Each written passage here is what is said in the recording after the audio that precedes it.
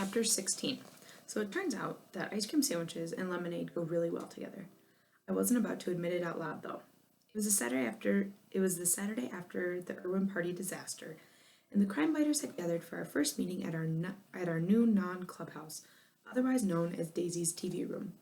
Does everyone have enough to eat? Daisy's mom sang out. Yes, thank you, Mrs. Flowers, we all tried to say through stuffed mouths. Very good. She left a big bowl of potato chips on the coffee table, just in case we weren't impressed enough with all the available refreshments.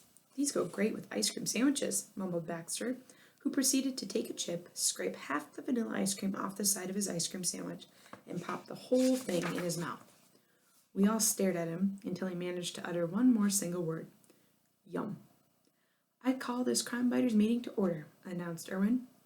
The Honorable Daisy Flowers, president of the crime biters. Who cares, I said, and what's with the whole announcement thing?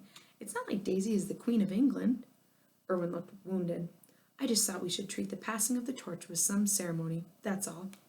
I glanced over at Baxter, but he was still working his potato chip ice cream combination, so it was clear he was going to be no help. Can we just get on with it? Daisy stood up. Thank you, Irwin, for that wonderful introduction. Although I do agree with Jimmy that we can be a lot more informal from now on. If you really want to be informal, you can sit down while you talk like I did, I thought to myself, but didn't say out loud. Daisy sat down, which made me wonder for a second if I had said that out loud. Then I decided that she just knew exactly what I was thinking at all times, which was more believable. Does anyone have any official club business they'd like to start with? She asked. Irwin raised his hand. I'm not saying this just because I was the victim, but I think it's pretty obvious what our next case should be. The rest of us looked at him, waiting. The birthday party thief, of course. Somebody's out there ruining children's dreams one birthday party at a time, and we need to stop them. Baxter cleared his throat, which was probably still full of salty, sugary goodness. How are you supposed to do that? Get invited to every birthday party in the state and put secret cameras all over the place? Are you serious? I asked. Of course not, Baxter answered. This is an extremely serious situation, Daisy said, very presidentially, in a very tough case. Our first step should be to go to tomorrow's party tomorrow, with our eyes and ears open, keep an eye on things, and see if something strange is going on. Then afterward, we can formulate a plan for pursuing the case. That's going to take too long, whined Irwin. You just want your presents back, I said, which I have to admit was a little mean-spirited. I guess I was having a hard time getting used to this whole non-president thing. Jimmy, please, Daisy said. That's not helpful. Please keep your negative thoughts to yourself. Ouch. It was bad enough that they treated me like I was a little kid, but now Daisy was scolding me like I was a little brat? I think Daisy's idea is good, Baxter said, and she's the boss, so what she says goes. Double ouch. Irwin and I looked at each other, wondering if we should object, but neither one of us was brave enough to challenge Madame President.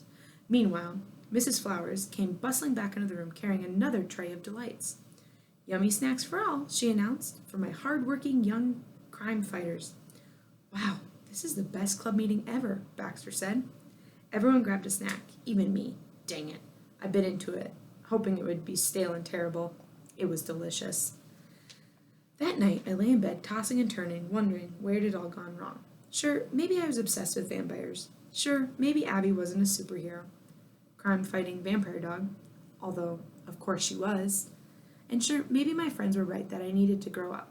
But all I knew was I wasn't going to give up without a fight. I needed some way to prove them all wrong. Then, in the middle of the night, I woke up with an idea. I'll bring Abby to Mara's party, and she'll help me solve the case. I smacked the pillow with excitement. It was simple. It was perfect. It was glorious. Problem solved. The next morning, as I buzzed around the house getting ready to go to the party, I put my plan into motion. Guess what? I said to Mrs. Craig. Abby's invited to this party. Is that right? She was eyeing me skeptically.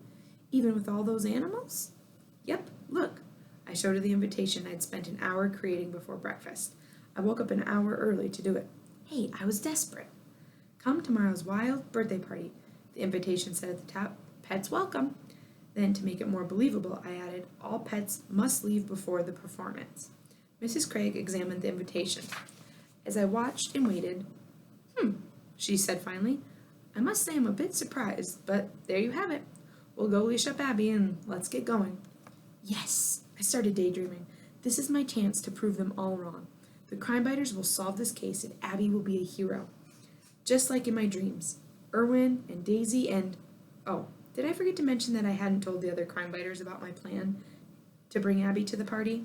Yeah, I knew they would think it was a terrible idea, and I just wasn't in the mood to hear that negativity. Fact, sometimes people are negative for a good reason.